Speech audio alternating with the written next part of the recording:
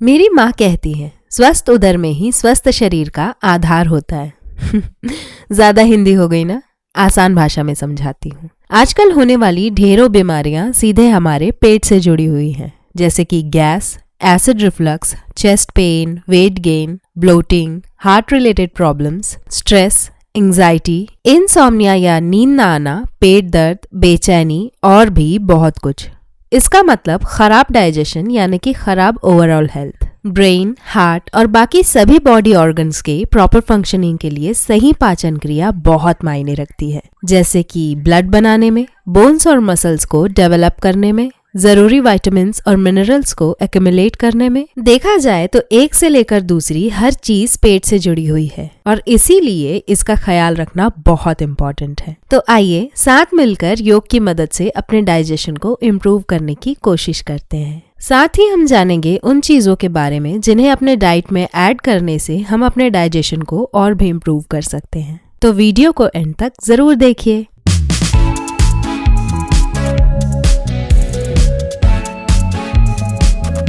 इसकी शुरुआत हम करेंगे कुछ बेसिक स्ट्रेच से। तो कुछ कंफर्टेबल सा पहन के मैट लीजिए और सुख आसन में बैठ के गहरी सांस लेते हुए हाथों को ऊपर उठाएं और सांस रिलीज करते हुए अपनी लेफ्ट कोहनी से ग्राउंड पे बैलेंस बनाते हुए राइट हाथ को विपरीत दिशा में एक्सटेंड करें। वापस से गहरी सांस लें और दूसरे साइड से इसे रिपीट करें। फिर से गहरी सांस लेते हुए अपने हाथों को बटक्स के पीछे ग्राउंड पे रेस्ट करें और अपने घुटनों से ग्राउंड पे बैलेंस बनाते हुए बटक्स को इस तरीके से उठाएं कि पूरी बॉडी एक लाइन में आ सके। वापस सुखासन में आ जाएं और चेस्ट को एक्सपैंड करते हुए गहरी सांस लें और सांस रिलीज करते हुए कमर से सामने की ओर झुकें। अपनी हथेलियों और फोरहेड को ग्राउंड पे रेस्ट करें। फिर से गहरी सांस लेते हुए सुखासन में आ जाएं और अपर बॉडी को सिंपल सर्कुलर रोटेशंस में मूव करें, क्लॉकवाइज और एंटी क्लॉकवाइज डायरेक्शंस में 5-5 बार। ये बेसिक वार्म अप स्ट्रेचेस हमारे स्टिफ मसल्स को रिलैक्स करके आगे के सेशन के लिए हमारी बॉडी को तैयार करेंगे। तो हमारा पहला एक्सरसाइज एक सीरीज ऑफ आसनास है जो हमारे डाइजेस्टिव ट्रैक को क्लियर करने या कहीं अगर ट्रैप गैस है तो उसे निकालने में हमारी मदद करेंगे। इसके लिए मैट पर सीधा लेट जाएं। अब गहरी सांस लेते हुए पैरों को मोड़कर पंजों को बटक्स के पास ले आएं। अब सांस रिलीज करते हुए पेट को अंदर की ओर खींचें और पैरों को उठाकर घुटनों को चेस्ट के पास ले आएं और हाथों की मदद से इन्हें चेस्ट पे प्रेस करने की कोशिश करें। इसे हम अपान आसन या नीज टू चेस्ट पोज कहते हैं। अपने सर को उठाकर फोरहेड को घुटनों के जितना पास हो सके लाने की कोशिश करें। सांस लेते और रिलीज करते हुए 30 सेकंड तक होल्ड करें। अब हाथों की मदद से अपने पैरों को ऊपर की ओर खोलें और सांस लेते और रिलीज करते हुए 30 सेकंड तक होल्ड करें। अगर आपके हैमस्ट्रिंग्स टाइट हैं तो घुटनों को थोड़ा सा मुड़ा हुआ भी रख सकते हैं। अब इसी पोस्चर में आगे बढ़ते हुए पैरों को एक दूसरे से अलग करें और हाथों की मदद से घुटनों को ग्राउंड पे टच करने की कोशिश करें। इसे हम आनंद बाल आसन भी कहते हैं। सांस लेते और रिलीज करते हुए 30 सेकंड तक इसे होल्ड करें। ध्यान रखिए इस पूरे एक्सरसाइज के दौरान अपने पेट को अंदर की ओर खींच कर रखने की कोशिश करें, तभी यह आसन स्थिरता से आपके डाइजेस्टिव ट्रैक पर काम कर पाएंगे। इस पूरी सीरीज में हम अपने डाइजेस्टिव ट्रैक में फंसे गैस या ब्लॉकेज को रिलीज होता हुआ महसूस कर पाएंगे। खासकर जिन्हें हमेशा गैस की प्रॉब्लम रहती है उनके लिए बेहद लाभकारी है।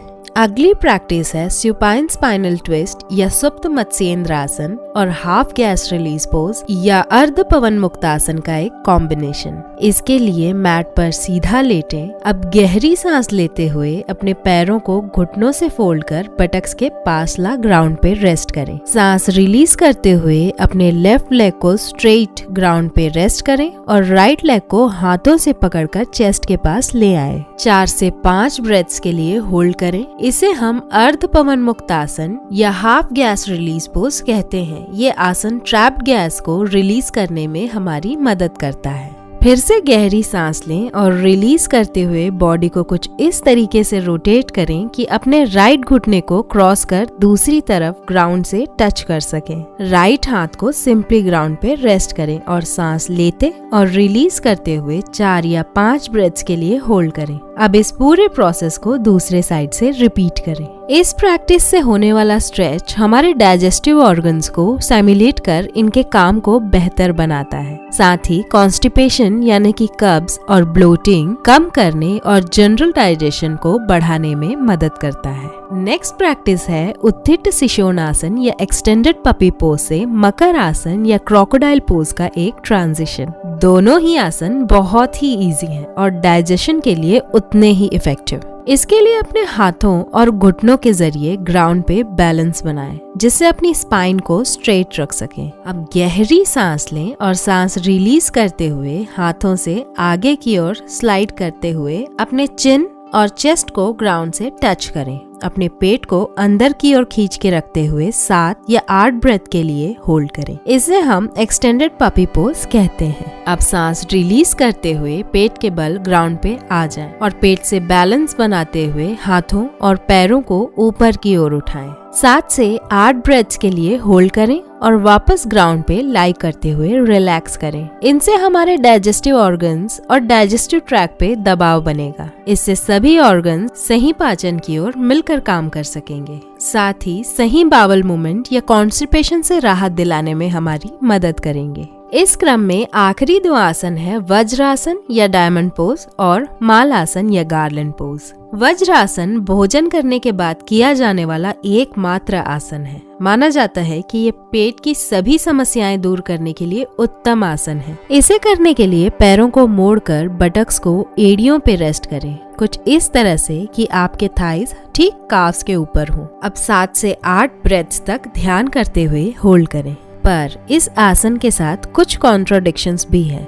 डॉक्टर्स इसे घुटनों के लिए हानिकारक मानते हैं, तो आप इसे अपनी सूझबूझ और अपनी बॉडी की जरूरत के हिसाब से करने का निर्णय लें। अब अपने फुट को ग्राउंड पे रेस्ट करते हुए कुछ इस तरह से बैठें कि आपके थाइज और काफ्स एक दूसरे के करीब हों और पैर बाहर की ओर खुले हुए। हाथ जोड़कर ध्यान करते हुए 7 से 8 ब्रेथ्स के लिए होल्ड करें। इसे हम माल आसन या गार्लैंड पोज कहते हैं और इंडियन ट्रेडिशन में इसे उकड़ू बैठक भी कहते हैं, जिसे एक्सक्रीशन में बहुत लाभकारी माना गया है।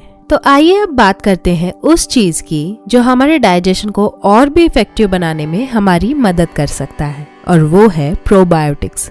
विदेशों में प्रोबायोटिक्स को वैसे ही डाइजेशन के लिए बहुत इम्पोर्टेंट माना जाता है और हमें भी इसे अपने डाइट में ऐड करना चाहिए, जिसके सप्लीमेंट्स मार्केट में इजीली अवेलेबल हैं। पर मेरा मानना है हमारे इंडियन क्विजीन में तो ऑलरेडी प्रोबायोटिक्स बहुतायत में मौजूद हैं, जैसे कि दही में, अचार में, फर्मेंट की गई बनाई गई चीजों जैसे कि ब्रेड्स, डोसा, विनेगर और भी बहुत कुछ। प्रोबायोटिक्स हमारे इंटेस्टाइन में प्रेजेंट हेल्दी बैक्टीरिया को बढ़ाता है, जिससे खाने को सही तरीके से पचाने में मदद मिलती है। आज के लिए बस इतना ही। अगर आपको अच्छा लगा तो वीडियो को लाइक और शेयर करें और चैनल को सब्सक्राइब करें। Thank you for watching.